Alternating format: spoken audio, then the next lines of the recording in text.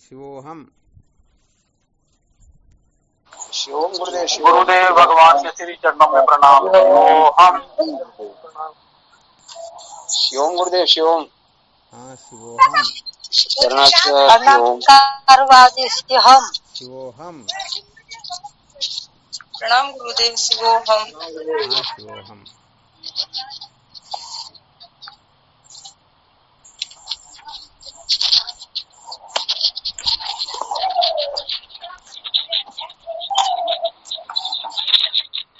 स्वामी चरणों को प्रणाम। कोटि प्रणाम बाबूजी। शिवोहम। शिवोहम।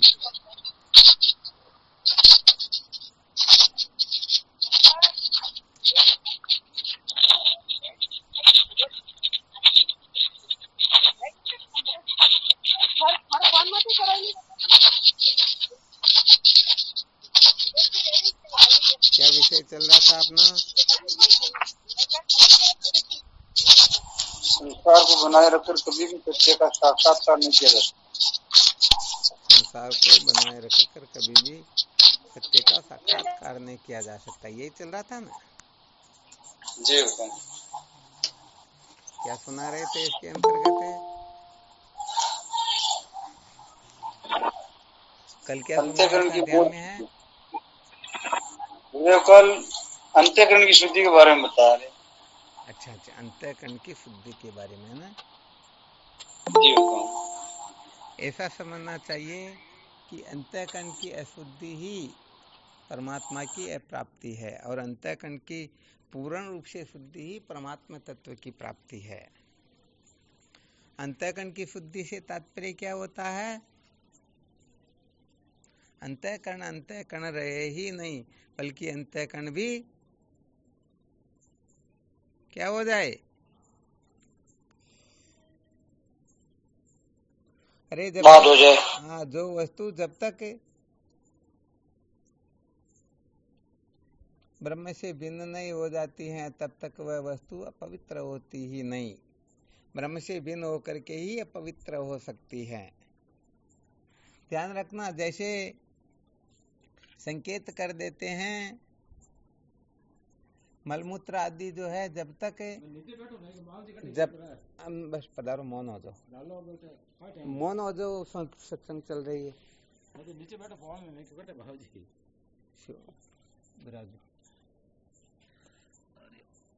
भजन कर दो। एक मिनट रुको, सत्संग चल रही है, सुना। अच्छा, सुना। तो क्या होता है, जब तक ये शरीर से अलग नहीं होते हैं तब तक अपवित्र होते हैं क्या? नहीं होते। नहीं होते हैं ना। अर्थात जो मैं के जितना नजदीक रहता है वह उतना ही पवित्र होता है और मैं से दूर होते ही अपवित्र हो जाता है। ये तो शायद अच्छी तरह से समझ में आ रहा होगा। आ रहा ना? बिल्कुल आ रहा है। अरे शरीर से बाहर निकलते हम इनको देखना चाहते हैं क्या? नहीं देखना चाहते। नहीं देखना चाहते हैं ना। तो इसका मतलब क्या हुआ? निर्णय क्या निकला? सूत्र क्या निकला?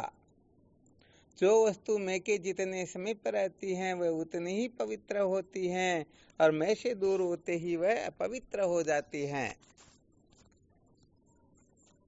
बिल्कुल क्लियर? थोड़ी शंका महाराज जी, यहाँ मैं से मतलब? मैं का मतलब आत्मा, मैं का नाम अपना आपा, अहम से, अपने आप से। ठीक महाराज जी। तो अपने आप से कोई वस्तु दूर हो जाए तो वह पवित्र होती या अपवित्र होती हैं? वो तो अपवित्र ही है। और अहम के जितनी नजदीक रहेगी वह उतने ही अंशों में पवित्र है। बस इसलिए इसी सूत्र से अपने को अच्छी तरह से निर्णय ले लेना है। जो परमात्मा तत्व के जितने नजदीक रहेगा वह उतना ही पवित्र होगा और जो उससे दूर होगा वह उतना ही अपवित्र होगा। कोई संशय? जी नहीं। चलो, बहुत अच्छी बात है। तो इन रहस्य को थोड़ा अच्छी तरह से अपने को पहले समझना होता है। यदि इनको अच्छी तरह से समझ लेते हैं ना, तो यहाँ पर फिर किसी प्रकार का संशय नहीं रहता है, और नहीं समझ पाते हैं तो संशय ही संशय रहता है।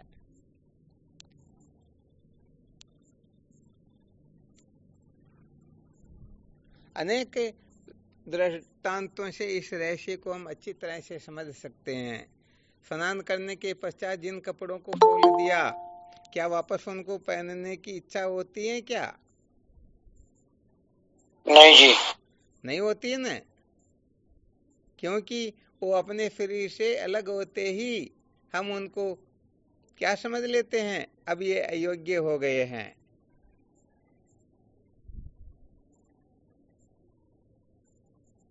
तो बस ऐसे ही ये अंतःकरण जो है, जितना परमात्मा के नजदीक रहेगा अर्थात शुद्ध वस्तु का चिंतन करेगा, उतने काल तक ये शुद्ध रहेगा, और जितना संसार का चिंतन करेगा उतना ही अशुद्ध हो जाएगा। क्योंकि ये बहुत अच्छी तरह से ध्यान रखना कि अंतःकरण जो है, चिंतन के सिवाय अंतःकरण नाम की कोई वस्तु होती ही नहीं। जिनका चिंतन शुद्ध है उसका अंतःकरण शुद्ध है, और जिनका चिंतन अशुद्ध है उनका अंतःकरण अशुद्ध है। बिल्कुल क्लियर? जी महाराज। बहुत बहुत अच्छी बात है। तो बस यही तो अपने को देखना होता है कि जगने से लेकर के सोने तक, जन्म से लेकर के मृत्यु तक हम महत्व किसको देते हैं, किसका स्वाभाविक रूप से चिंतन करते हैं, किसके पीछे पागल होते हैं, और किसको महत्व दे करके हम इस जन्मरणादिक संसार में भटकते रहते हैं। तो ये सारा का सारा फिर विशेष रूप से चिंतन मनन करने योग्य हो जाता है। तो यदि ये अंतःकरण संसार का अधिक चिंतन करता है तो समझ लेना चाहिए अशुद्ध है, ये पक्का संसारी है, और परमात्मा तत्व का चिंतन अधिक करता है तो समझ लेना चाहिए ये सत्संगी ज्यादा है, इसमें जिज्ञासु की मात्रा विशेष रूप से है। तो ये ब्रह्म तत्व जो है ये जिज्ञासु के हृदय में ही प्रकट होता है, ये संसार के हृदय में प्रकट नहीं होता है। संसारी पुरुष इनका दिग्दर्शन कर सकते ही नहीं, वो तो बेचारे अमत्व ममत्व सत्यत्व प्रियत्व रमणीयत्व की बुद्धि करके जन्मरणादिक संसार में भटकते ही रहते हैं। वो तो बेचारे 24 घंटे तपते ही रहते हैं। परंतु जो जीवन मुक्त महात्मा होते हैं, जो बोधवान होते हैं, जिनको ठीक ठीक बोध होता है, उनके लिए श्रुति माता संकेत करती है, नैनम करता करते तपता है। वह किए हुए से और न किए हुए कर्मों से वो सुखी दुखी नहीं होता है, उनसे तपता नहीं है कि अरे मेरे से ऐसा क्यों हो गया, ऐसा क्यों नहीं हुआ। इस प्रकार की कल्पना करके वह दुखी होता ही नहीं, क्योंकि वह जान जाता है कि आत्म तत्व के सिवाय सारा का सारा नाम रूपात्मक प्रपंच ये स्वप्न के समान है, बंध्या पुत्र के समान है, सचमुच में इनकी सत्ता है ही नहीं। तो ऐसा साधक जो है, भले ही उनको ब्रह्मलोक की प्राप्ति न हो, परंतु वह फिर भी इसके लिए रोता नहीं, चिल्लाता नहीं। वह जानता है कि प्राप्त होना भी कल्पना है और अप्राप्त रहना ये भी एक प्रकार की कल्पना ही है। वास्तव में न ये सत्य होता है न वह सत्य होता है। अरे ये वह इन दोनों के चक्कर में पड़ा हुआ जीव ही तो जन्मरणादिक संसार में भटकता रहता है। शायद आप लोगों को पता होगा, राजा जनक को स्वप्न हो गया था, और स्वप्न के अंतर्गत राजा जनक देखते हैं कोई पड़ोसी राजा चढ़ाई करता है, और ऐसे मौके पर चढ़ाई करता है जिस समय उनको संभलने का अवसर नहीं मिलता है, उनकी सारी सेना मारी जाती हैं, और राजा जनक जैसे तैसे करके गुप्त मार्ग के द्वारा बचते हुए जंगलों में भटक जाते हैं। 7 दिन हो गए चलते हुए, कहीं पर खाने पीने की व्यवस्था मिली नहीं, बड़े दुखी हो रहे हैं, बड़े असहाय हो रहे हैं। ऐसी स्थिति हो रही जैसे किसी भिखारी की भी ऐसी अवस्था हो नहीं। चलते चलते उनको एक जगह पर भिखारियों को अन्न देने के लिए कहीं भंडार गृह लगा हुआ था, लाइन लगी हुई थी। सोचा यहाँ पर अपने को कुछ खाने को मिल सकता है, गए वहां पर। अब पात्र तो था नहीं, लाइन में जाकर के कहने लगे भाई मुझे भी कुछ चाहिए, तो कहा भाई तुम भी लाइन में लग जाओ, परंतु पात्र चाहिए। पात्र मिला नहीं तो वहाँ वो घड़ा फोटा हुआ था, उसकी ठीकरी हाथ में ले ली, और जैसे ही उनका नंबर आता है अंदर से वो चम्मच बजा करके बता देते भाई यहाँ तो सब कुछ समाप्त हो गया, कुछ है ही नहीं। अब रोने लगता है, प्रार्थना करता है, गिड़गिड़ाने लगता, मैं 7 दिन से भूखा हूँ, जैसा तैसा भी हो मुझे दे दो वरना मेरे प्राण निकल जाएंगे, अब मेरे से रहा नहीं जा रहा है। उसमें अंदर वालों को दया आती तो उनको वो जैसे वो चिपक जाता ना काला, क्या बोलते उसको, खुरचन बोलते हैं ना, तो वह दे देते हैं उनको। राजा जनक लेकर के नदी किनारे पड़ जाते हैं, विधि पूर्वक स्नान करके भोजन करने के लिए जैसे ही बैठते हैं, 2 सांड आपस में लड़ते हुए आते हैं, उनको उठ करके भगना पड़ता और सारा का सारा रेत वो जो जली हुई थी उसके अंतर्गत मिला देते हैं। ठीक है ना। ऐसी अवस्था में राजा जनक की नींद उड़ जाती है। देखते हैं कि वो राजा के जितनी भी सामग्री सहित जो राजा होते हैं ना, वो सारी की सारी सामग्री, कहने का मतलब पक्षी भी भीतर प्रवेश नहीं कर सके, ऐसी व्यवस्था देख करके राजा जनक चक्कर में पड़ गए। अरे भाई सत्य ये है या वो सत्य है, अभी मैं जो भिखारी बन गया वह सत्य है, अथवा अभी राजा बना हुआ हूँ ये सत्य है। तो राजा जनक ने ऐसा मन में संकल्प करके बड़े बड़े विद्वानों को आमंत्रित किया और केवल यही प्रश्न किया, बताओ ये सत्य है या वह सत्य है। अभी शास्त्रों में तो ऐसा लिखा होता ही नहीं, बड़े बड़े पंडित विद्वान पता नहीं कौन कौन आए, परंतु किसी को इसका उत्तर लगा ही नहीं, जबकि वो बड़े बड़े विद्वान थे। उस समय जब अष्टावक्र जी महाराज आते हैं, उनको देख करके जब वो हंसे न, उस समय अष्टावक्र जी महाराज भी उनको देख करके हंसते हैं। राजा जनक प्रश्न पूछ बैठते हैं, भगवान ये तो मेरे को समझ में आ गया कि जितने भी आपको हंसे क्यों हंसे, परंतु आप क्यों हंसे ये मैं नहीं समझ पाया। तब अष्टावक्र जी महाराज कहते हैं, राजन मैंने तो सुना तुम्हारी सभा में बड़े बड़े विद्वानों का समावेश होता, बड़े बड़े विद्वान उपस्थित रहते हैं, परंतु मैंने तो यहाँ आकर के देखा यहाँ पर सारे के सारे चमारी ही है। अरे राजन तुमने इन विद्वानों की जगह इन चमारों को एकत्रित क्यों किया। तो विचार करके देखो, जो चमार होते हैं वो ऐसे गुड प्रश्नों का उत्तर दे सकते हैं क्या? वो जानते ही नहीं जी। हाँ, या चमार का अर्थ होता चर्मकार, अर्थात जो चमड़े की ही परीक्षा करे वो चमार होता है। और जो आत्म तत्व को ग्रहण करता है वह विद्वान होता है। उस समय फिर अष्टावक्र जी महाराज उनका समाधान कर देते हैं, अरे राजन क्या तुम्हारे को सपना आ गया था, और सारी वार्ता कह करके बता देते हैं। और फिर कहते हैं, राजन जैसे वह झूठा है वैसे ये भी झूठा है, इसमें सत्य कुछ है ही नहीं, इसको जानने वाला सत्य। अरे भाई इन दोनों को जानने वाला तू सत्य है, बाकी ये सारा का सारा चाहे जागृत हो चाहे स्वप्न हो दोनों ही झूठे होते हैं, इसमें सच्चा कुछ भी नहीं है। जैसे उसमें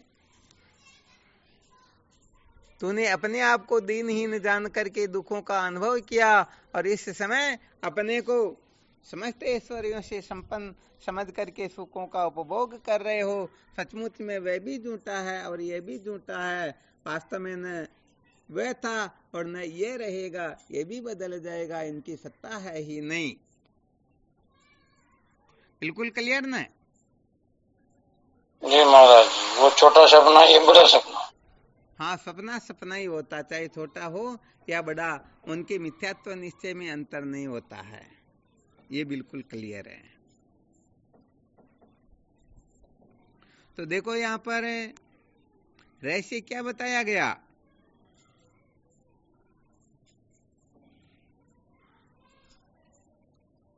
ये संसारी सपनों से झूठा है, मिथ्या है। वास्तव में ये स्वप्नवत है, ये झूठा है, ये मिथ्या है। वास्तव में इसकी सत्ता है ही नहीं। हम केवल और केवल मात्र मानी मानी करके बंधन में आयो। तो विचार करके देखो, यदि हम जगत को सत्य समझेंगे तो हमें दुख होगा, और झूठा समझेंगे तो राजा जनक दुख नहीं होगा। स्वप्न को सत्य समझ रहे थे, इसलिए दुख हो रहा था। विद्वानों को आमंत्रित करके उनके बारे में निर्णय करवा रहे थे, और पता लग गया यथा स्वप्न तथा जागृत। जैसा स्वप्न होता है वैसा ही जागृत, और जैसा जागृत है वैसा ही सपना। तो बताओ, इसी में दुखों का निराकरण हो गया ना। जी महाराज। हाँ, तो ये विशेष बात होती है।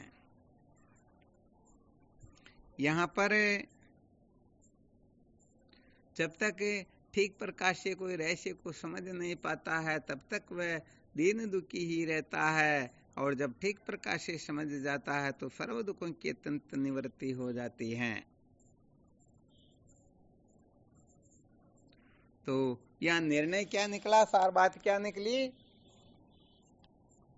यदि अंतःकरण शुद्ध का चिंतन करेगा तो ये सर्व दुखों से भी निर्मुक्त हो जाएगा, और अशुद्ध वस्तु का चिंतन करेगा तो यह सदा सर्वदा दुखी ही रहेगा। यही बतलाना चाहते हैं।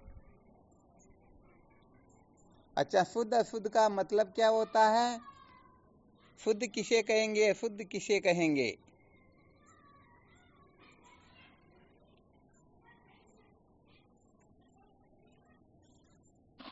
प्रणाम गुरुदेव। आप पूछो। हाँ, शिवोहम। मुझे आत्मा शुद्ध है, अनात्मा शुद्ध है।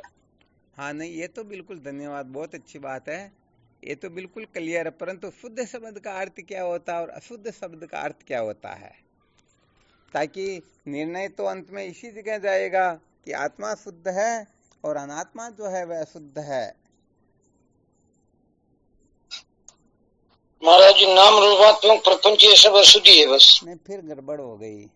ये अपन दृष्टांत दे रहे हैं, दृष्टांत नहीं दे करके शुद्ध किसे कहते, अशुद्ध किसे कहते, उस फॉर्मूले को बताना। शिवोहम स्वामी जी। हाँ, शिवोहम। जो तीनों कालों में एक जैसा रहता है वो शुद्ध है।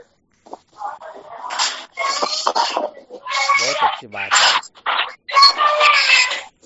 और जो बदलता है वो अशुद्ध है। बहुत बहुत धन्यवाद। ये अब की बार जरूर फॉर्मूला हुआ। और इस फॉर्मूले से अपन हजारों सूत्र निकाल सकते हैं, परंतु फॉर्मूला तो होना चाहिए ना। अच्छा, इस फॉर्मूले को और कोई छोटा करना चाहे?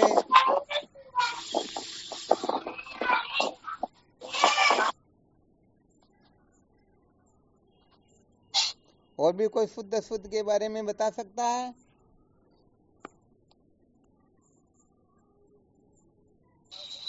यहाँ पर कहने का मतलब, 1 मिनट रुकना, अपनी चालू ही रखना बात है। यहाँ पर यह हो सकता है, जैसे जो विस्तृत बुद्धि वाले नहीं होते ना, भवानी शंकर जी ने जो बताया वो तो समझो लौकी लकीर, इसको कोई बदल सकता ही नहीं।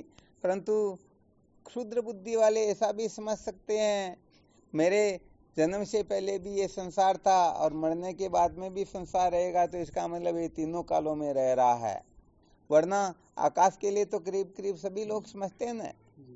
तो हो सकता है यहाँ पर आकाश को कोई शुद्ध समझ ले, इसलिए और कोई ऐसी परिभाषा जिसमें केवल और केवल मात्र परमात्मा ही ग्रहित हो, बाकी ग्रहित हो ही नहीं।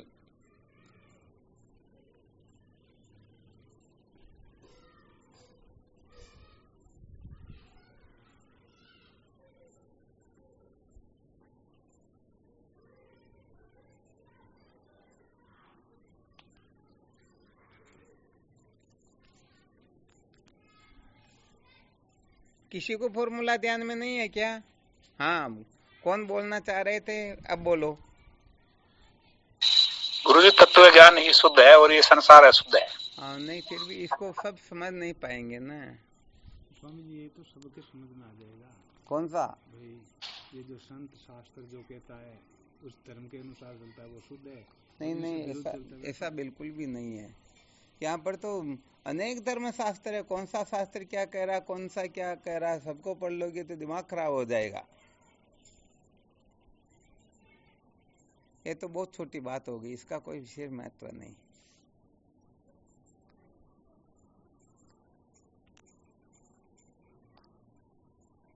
शुद्ध का वर्णन तो श्रुति माता श्रुति स्मृति सूत्र कर सकते, ये कब से शुद्ध का वर्णन करने लग गए?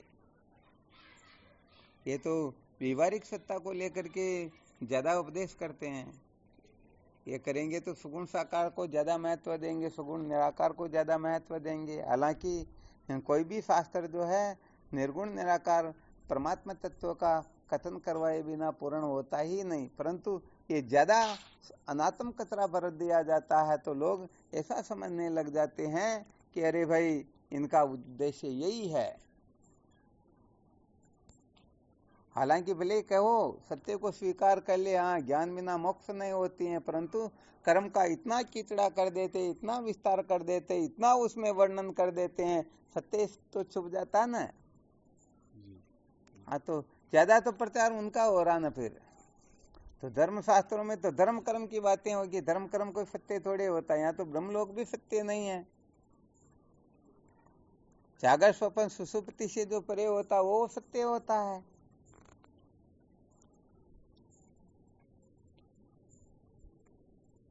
और कोई बोल के देखो, देखें शुद्ध अशुद्ध की कोई ऐसी परिभाषा बताओ जिसमें एक छोटा सा बच्चा वो भी समझ सके।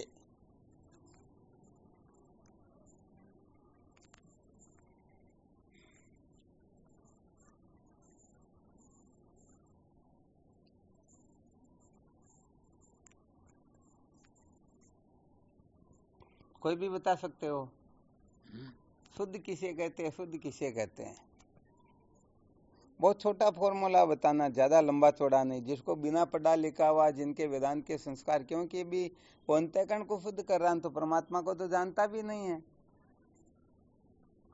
उनको कहते हैं भाई परमात्मा ऐसा है ऐसा है ऐसा है, तो अभी वो कल्पना अवश्य करेगा परंतु जानता तो नहीं ना।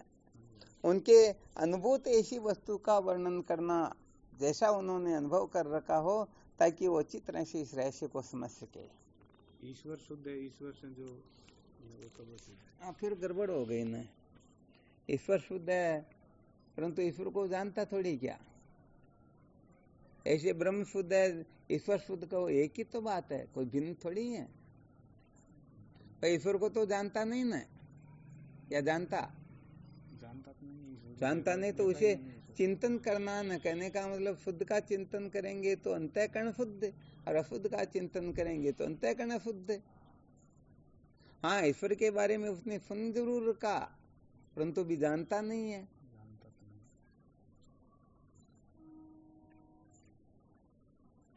शुद्ध ब्रह्म कहता है।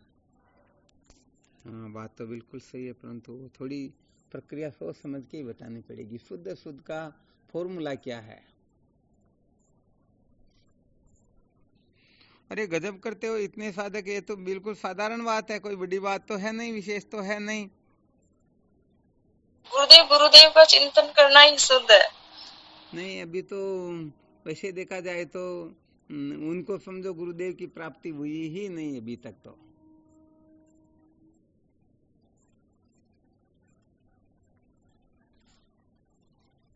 प्रणाम गुरुदेव। हाँ शिवोहम। झूठा और अछूता वो शुद्ध हो सकता है, झूठा को तो शुद्ध है, अछूता को शुद्ध। झूठा और अछूता, ये झूठे का क्या मतलब हुआ? नहीं बहुत धन्यवाद। ये सहजानंद जी हंस तो रहे परंतु इनको पता ही नहीं, इनसे ज्यादा मार्मिक बात कह दी। बहुत अच्छी बात है। हाँ ये समझते हैं मेरे जैसा संसार में ज्ञानी है ही नहीं, परंतु इनसे भी ऊपर खोपड़ी वाले बैठे हैं।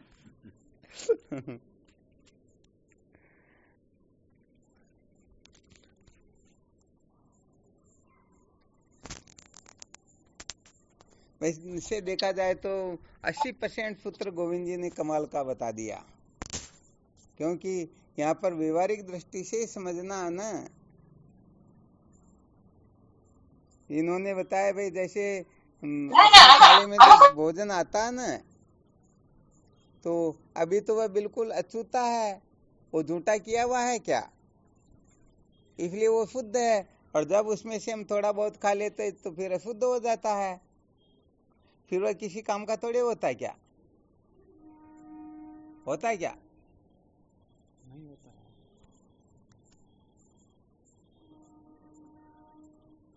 तो स्वामी जी किसी समझो किसी संतों के काम का नहीं है, और बाकी तो क्या होता है, अंत हर किसी के काम का होता है।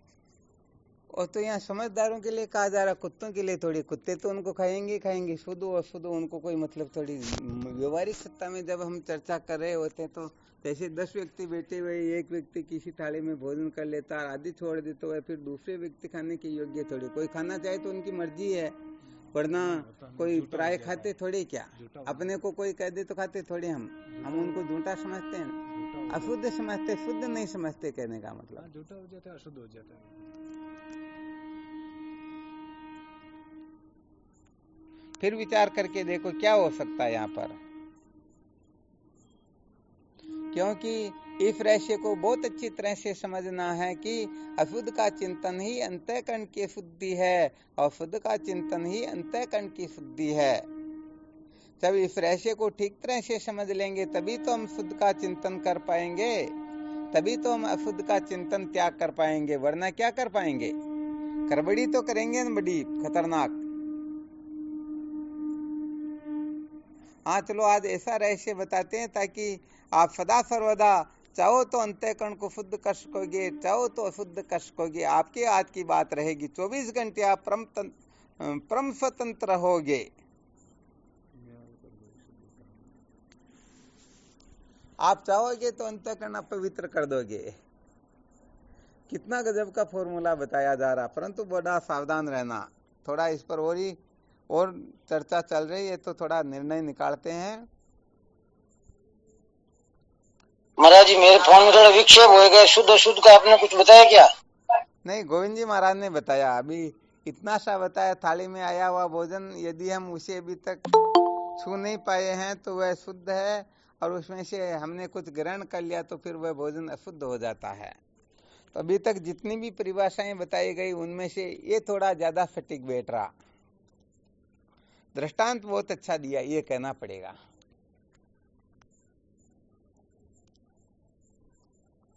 गोविंद जी बता सकते हो कि खाने के बाद में वो अशुद्ध क्यों होता है, नहीं खाने के बाद में शुद्ध कैसे रह सकता है? इसके बारे में कुछ विचारधारा उदय हो रही हो तो देख लो, देखें, या कोई बाकी के भी बता सकते हैं। ये तो अपना सबका अनुभव है ना।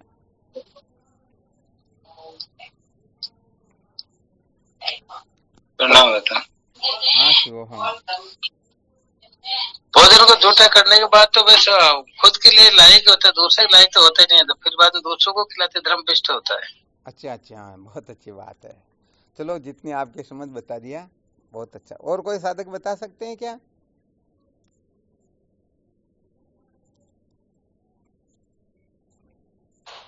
गुरुजी प्रश्न क्या है? प्रश्न ये क्या, प्रणाम गुरुदेव। शुद्ध और अशुद्ध, शुद्ध किसे कहते हैं और अशुद्ध किसे कहते हैं? शुद्ध का क्या अर्थ होता है और अशुद्ध का क्या अर्थ होता है? प्रणाम गुरुदेव। हाँ शिव। वो महाराज जी किस रूप में? जैसे गुरुदेव वो रूप में हो, कोई दिक्कत नहीं है। अशुद्ध तो गुरुदेव उसको वैसे मान लेते हैं भाई, जैसे जिसका स्वभाव होता है, जैसे एक तो महापुरुष होता है, एक महापापी होता है, तो वैसे ही झूठा होता है। और तो क्या नहीं, केवल अपने को न तो महापुरुष की चर्चा करनी न पापात्मा की करनी। शुद्ध का अर्थ क्या होता है, शुद्ध का मीनिंग अर्थ क्या होता है, ऐसा समझ लो। और अशुद्ध का क्या होता है, इतना सा बताना अपने को, वरना घटित किसी नहीं करना। जैसे गोविंद जी ने बताया, जिसमें कुछ मिश्रण नहीं हो वो शुद्ध है, और जिसमें कुछ मिलावट है वो अशुद्ध है। क्या बात, बस समझो, ये ब्रह्मास्त्र निकल गया एक तरह से। अरे इतना ही तो संकेत करना चाह रहे हैं, केवल इतना ही समझना है कि जिसमें मिलावट किया हुआ होता है उसे अशुद्ध कहते हैं, और जो मिलावट से रहित हो उसे शुद्ध कहते हैं। बताओ इसमें कहाँ दिक्कत आ रही? कोई पार्ट थोड़े टूट पड़ा क्या? इतनी सरल सीधी बात पूछ रहे हैं, जिसमें भी देख लो। तो व्यवहारिक दृष्टि से एक छोटे से बच्चे को भी पूछ लिया जाए, बताओ ये वस्तु शुद्ध है या अशुद्ध, तो वह भी कह सकता भाई इसमें कुछ मिलावट हो रही इसलिए ये अशुद्ध है। तो जो दुकान वाला मिलावट करता है उसका माल शुद्ध है या अशुद्ध है?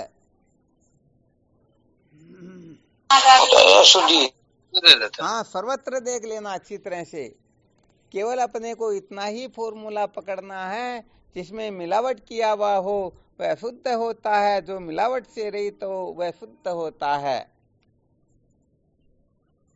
हाँ, यहाँ पर किसी को किसी भी प्रकार की शंका हो, काफी समय से जो रहस्य सुनना चाह रहे थे या तो अंत में जो बताते यही फॉर्मूला था कि जिसमें किसी भी प्रकार की मिलावट होती है उसे अशुद्ध कहते हैं, और जिसमें किसी भी प्रकार की मिलावट न हो उसे शुद्ध कहते हैं।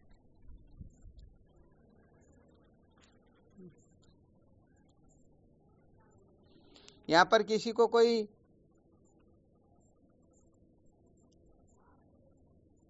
आपत्ति, समस्या कुछ भी हो सकता है तो संकेत कर सकते हैं, उसके बारे में भी मंथन करके बता देते हैं, फिर इसका रिजल्ट निकाल करके बताते हैं। इस प्रकार से ये अशुद्ध होता है और ये शुद्ध होता है।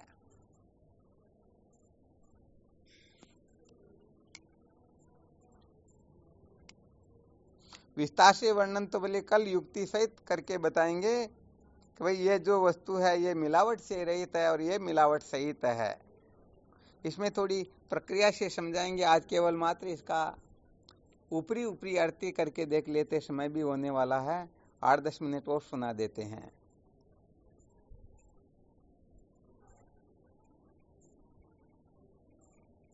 कोई शंका नहीं किसी को? नहीं गुरुदेव, कोई शंका नहीं। हाँ, बिल्कुल क्लियर ना? क्लियर है गुरुदेव। तो यहाँ पर जो वस्तु मिलावट से रहित होती हैं उसको शुद्ध कहते हैं, और जो मिलावटी होती हैं उसको शुद्ध कहते हैं। तो ये अंतःकरण जो है अशुद्ध वस्तु का चिंतन करेगा तो यह शुद्ध हो जाएगा, और शुद्ध वस्तु का चिंतन करेगा तो अंतःकरण शुद्ध हो जाएगा। बस इतना ही जीवन का सार होता है, इतना ही जिज्ञासु को समझना होता है। यदि ज्यादा समझने की कोशिश करेगा तो वह उसी में उलझ करके रह जाएगा। इसलिए ज्यादा न समझ करके 10 मिनट में आ रहे हैं, चालू कर देना आप तो, है ना? तो ये विशेष बात है। कोई शंका नहीं ना किसी को?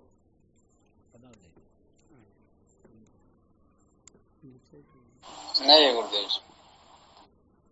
तो यहाँ पर एक तो आत्मा वस्तु होती है, दूसरी अनात्मा वस्तु होती है, अथवा एक तो परमात्मा और दूसरा संसार, दो से बिन कोई तीसरी वस्तु तो नहीं होती ना। चलो, बहुत अच्छी बात। तो इसके अंतर्गत मिलावटी संसार है या परमात्मा?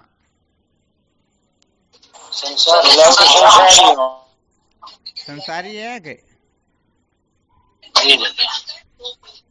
तो इसका मतलब क्या हुआ? संसार का चिंतन करना यही अंतःकरण की शुद्धि है, और मिलावट से रहित परमात्मा है, परमात्मा का चिंतन करना ही अंतःकरण की शुद्धि है, क्योंकि परमात्मा में किसी प्रकार की मिलावट होती ही नहीं, और संसार जो है बिना मिलावट के संसार होता ही नहीं। परमात्मा तो सबका अधिष्ठान होने से उसमें एक दो की गिनती नहीं होती है, परंतु यहाँ पर तो ऐसी कोई वस्तु है जो आकाश, वायु, तेज, जल, पृथ्वी, पंच तत्वों को छोड़ करके बनी हुई हो। नहीं है। संसार में किसी भी वस्तु को क्यों न देखे, वास्तव में वह मिलावटी होती या नहीं होती? संसार की तो मिलावट मिलावट नाम ही तो संसार है महाराज जी। बस मिलावट नाम ही संसार का होता है। तो यहाँ पर कुल मिलाकर के इस रहस्य को बहुत अच्छी तरह से समझ लेना है। जितने समय हम संसार का चिंतन करते हैं उतने समय में अंतःकरण शुद्ध रहता है, और जब हम संसार का चिंतन त्याग कर देते हैं समझो उतने समय में ही अंतःकरण पवित्र रहता है। तो यहाँ पर कुल मिलाकर के दो प्रकार से बता देते हैं। परमात्मा का चिंतन करना ही सचमुच में अंतःकरण की शुद्धि होती है। परमात्मा चिंतन को छोड़ करके अंतःकरण शुद्धि नाम की कोई वस्तु होती ही नहीं। तो या तो परमात्मा का चिंतन करो, अंतःकरण शुद्ध हो जाएगा, अथवा संसार के चिंतन का निषेध करो, अंतःकरण शुद्ध हो जाएगा। कोई भी फॉर्मूला हम स्वतंत्र रूप से अपना सकते हैं या नहीं? हाँ, परंतु है बड़ा खतरनाक है। संसार की स्टेज पर खड़े रह करके संसार का त्याग भी सचमुच में कर नहीं सकते, इसलिए कोई देख लेंगे भाई हमारे लिए तो ये बहुत अच्छा रहेगा कि संसार का चिंतन न करे, परंतु चिंतन क्या नहीं करे, हड्डी के ढेर पर बैठ करके हम दुर्गंध से बच थोड़े सकते हैं। इसलिए फिर ग्राह्य त्याज्य रूप से अन्वय व्यतिरिकी न्याय से विचार करते हुए हमें थोड़ा इस प्रकार का चिंतन मनन करना है कि हमारा अंतःकरण शुद्ध बना रहे, और जिनका अंतःकरण शुद्ध होता है सचमुच में वही ब्रह्म विद्या का अधिकारी होता है, वही ब्रह्म साक्षात्कार करके सदा सदा के लिए कृतार्थ हो सकता है। तो साधकों को सर्वाधिक, हाँ अधिक से अधिक अंतःकरण को शुद्ध रखने का ही प्रयास करना चाहिए, अर्थात अंतःकरण अशुद्ध हो ही नहीं। थोड़ा बहुत भी होता है तो क्यों होता है, क्या कारण है, तो यहाँ प्रपंच को महत्व देना, जगत को सत्य प्रिय रमणीय समझना, देह इंद्रिय प्राण मन बुद्धि में अमत्व ममत्व बुद्धि का होना, तीन अवस्थाओं का आग्रह बनाए रखना, पंचकोश को सत्य समझ करके इनके पीछे पागल होना, तीन शरीरों को महत्व देना, यही तो अंतःकरण की शुद्धि होती है। यदि हम इनको महत्व दे रहे हैं तो हमारा अंतःकरण अशुद्ध ही है। हमारा अंतःकरण नाम रूपात्मक प्रपंच को ग्रहण करता है अथवा अस्थि भांति प्रिय रूप परमात्मा को ग्रहण करता, बस यही तो देखना होता है। परंतु कुल मिलाकर के होता थोड़ा कठिन है, फिर भी जिनको सचमुच में सत्य का साक्षात्कार करना हो उनके लिए कठिन कुछ होता ही नहीं। हाँ, ध्यान रखना कठिन उसी के लिए होता है जो सचमुच में उस तत्व को पाना नहीं चाहता, उसको प्राप्त नहीं करना चाहता है। जो प्राप्त करना चाहता है उसके लिए तो कठिन कुछ होता ही नहीं, असंभव सब ये ध्यान रख लेना। जिस जिज्ञासु के ओ उनकी जो बुक होती है ना, समझो उनकी डिक्शनरी से ये शब्द निकल जाता है, समझ लेना वह निश्चित रूप से परमात्मा तत्व का साक्षात्कार कर लेगा। और छोटी छोटी बातों में अरे नहीं ये तो असंभव है, ये मेरे से थोड़ी होगा, ये तो कोई पहाड़ों में रहने वाले कर सकते हैं, ये तो बहुत बड़े त्यागी हो, विरक्त हो, ऐसे हो वैसे हो, वो कर पाएंगे, हम तो संसारी हैं, भोगी हैं, पामर है, हम तो उलझे हुए हैं, हमारे से संसार छूटता थोड़े, हम तो इनके चक्कर में पड़े हुए हैं, इनको महत्व देकर बैठे हुए हैं, इनके बिना हम रह नहीं सकते हैं। समझ लेना चाहिए बड़ा गड़बड़ घोटाला हो गया। इसलिए असंभव शब्द जो है साधक की डिक्शनरी से ही गायब हो जाता है, अर्थात उनके लिए असंभव कुछ रहता ही नहीं। हाँ, परंतु करे तो क्या करे, कोई साधक कह दे कि मेरे लिए शब्द गायब हो गया तो गुरुजी उनकी परीक्षा भी बहुत खतरनाक लेते हैं ना, इसलिए डरते पहले ही। हमारे से तो ऐसा शायद ही मुश्किल से हो पाएगा।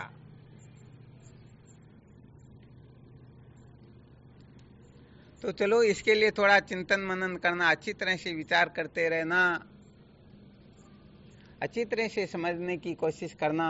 सचमुच में संसार का चिंतन ही अंतःकरण की शुद्धि होता है, और संसार के चिंतन का त्याग अथवा परमात्मा तत्व के चिंतन का नाम ही अंतःकरण की शुद्धि होती है। इस बात को बहुत अच्छी तरह से दिमाग में बिठा लो। चिंतन को छोड़ करके अंतःकरण कुछ होता ही नहीं, चिंतन को ही अंतःकरण कहते हैं। अतः जितने समय में हम संसार का चिंतन करते हैं उतने समय में हम अशुद्ध अंतःकरण वाले होते हैं। जब संसार का चिंतन त्याग कर देते हैं तो परमात्मा चिंतन को ही महत्व दे देते हैं, तो समझ लेना चाहिए हमारा अंतःकरण शुद्ध है। और जिनका अंतःकरण शुद्ध होता है, बताओ वह वेदांत विचार करने का अधिकारी होता या नहीं होता? जी महाराज। सबको ऐसा निश्चय कर लेना कि चाहे दूसरे तीसरे का हो या न हो, मेरा तो अंतःकरण शुद्ध है ही है, और मैं ब्रह्म विचार करने में पूर्ण रूप से सक्षम हूँ, योग्य हूँ। आ गया अच्छी तरह से समझ में? संसार में फिर कोई कुछ क्यों ना कहे, हमें उनकी परवाह करनी ही नहीं। वो चाहे अपने को भला बुरा कहे, अच्छा बुरा कहे, या अंतःकरण को पवित्र अपवित्र कहे, अरे अपने को सर्टिफिकेट किनसे लेना, उनके अनुसार ही देखना होता है। संसार से अपने को क्या प्रयोजन रखना है। जब ये फॉर्मूला बता दिया आपको और इस फॉर्मूले के अनुसार आप अपने जीवन को बनाओ तो निश्चित रूप से आप ब्रह्म विद्या के 100% अधिकारी हो। इस संसार में ऐसी कोई शक्ति सत्ता नहीं है जो आपको इस ब्रह्म विचार से वंचित कर दे। हाँ, ऐसा नहीं कि आप इस जगह पर क्यों रह रहे हो, इस जगह को छोड़ करके उस जगह पर जाओ तब आपको ज्ञान होगा, ये सब आलतू फालतू की बातें हो जाती हैं। हाँ, जीवन मुक्ति के विलक्षण आनंद के लिए इनकी आवश्यकता अत्यंत हुआ करती है, परंतु ज्ञान जो है इस प्रकार के आग्रह वाले ज्ञान को प्राप्त नहीं कर सकते। ये बात बिल्कुल पूर्ण रूप से सत्य है ही नहीं है, क्योंकि ज्ञान तो हर अवस्था में हो सकता, अपना ही स्वरूप है। इसलिए तो चलो ठीक है, संसार के चिंतन का त्याग करने की चेष्टा करना, क्योंकि अशुद्ध वस्तु का चिंतन ही अंतःकरण की शुद्धि होती है। परमात्मा का चिंतन न कर सको तो चिंता मत करना, परंतु संसार का चिंतन हो ही नहीं, इसके लिए बराबर अपने आपको तैयार रखना। बस इसी में अपने जीवन की सार्थकता निहित है। ठीक शिवोहम। शिवोहम श्री गुरुचरण में साक्षात दंडवत प्रणाम। शिवोहम शिवोहम। प्रणाम प्रणाम।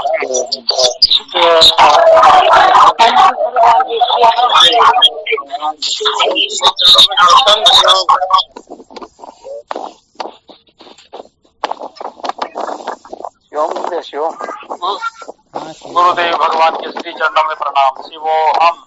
शिवोहम। शिवम गुरुदेव। हाँ, शिवोहम। ओम शरण स्पर्श।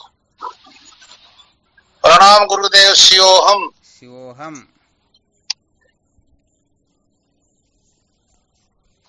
प्रणाम गुरुदेव। शिवोहम। शिवोहम।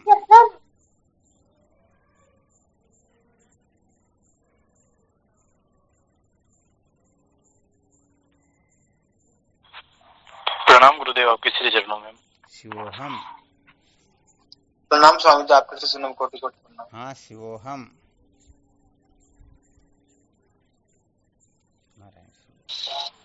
प्रणाम गुरुजी आपके चरणों में कोटि कोटि प्रणाम। शिवोहम।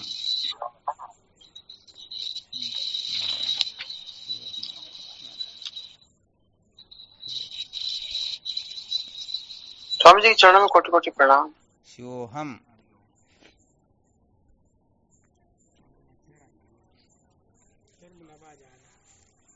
कोई ना हो, चिंता ही मत करो। एक मिनट और। बढ़िया बात है। चलो ठीक, फिर